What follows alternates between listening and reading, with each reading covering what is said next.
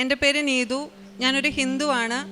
ഞാനിവിടെ അടുത്തുനിന്ന് തന്നെയാണ് വരുന്നത്. കലവൂരാണ് വീട്. സ്വപ്നങ്ങളിൽ മാതാവ് ഇങ്ങനെ വന്നിട്ട് പറയും, നീ എന്താണോ ആഗ്രഹിക്കുന്നത് എനിക്ക് നിനക്ക് തരണമെന്നുണ്ട്, പക്ഷെ നീ ഉടമ്പടി നന്നായിട്ട് പാലിക്കണം. എൻ്റെ കൂട്ടുകാരും എനിക്ക് ചുറ്റുമുള്ളവരൊക്കെ പറയും, നീ എന്തിനാ ഇങ്ങനെ കാണിക്കുന്നത്? വർഷങ്ങളായിട്ട് പഠിക്കുന്നവർക്ക് പോലും ജോലി കിട്ടത്തില്ല.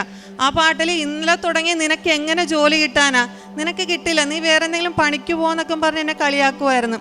എനിക്ക് ആ എക്സാമിൻ്റെ ഡേറ്റ് കിട്ടിയത് മാതാവ് ഇവിടെ പ്രത്യക്ഷപ്പെട്ട ഡിസംബർ 7-നായിരുന്നു. അപ്പം എനിക്ക് മനസ്സിലായി മാതാവ് എനിക്ക് വേണ്ടി എന്തോ ഒന്ന് പ്ലാൻ ചെയ്യുന്നുണ്ടെന്ന്.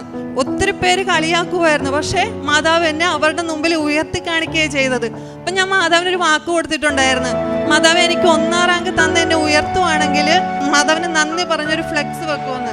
ഇന്നലെ രാത്രി 12 മണിക്ക് ആളെ കിട്ടാഞ്ഞിട്ട് ഞാൻ എങ്ങനെയൊക്കെയോ സംഘടിപ്പിച്ച ആ രാത്രിയിൽ നമ്മുടെ സ്ഥലത്ത് അവിടെ മാതാവിന് നന്ദി പറഞ്ഞ് ഫ്ലെക്സ് വെച്ചതിന് ശേഷമാണ് ഇവിടെ സാക്ഷ്യം പറയാൻ വന്നിരിക്കുന്നത്.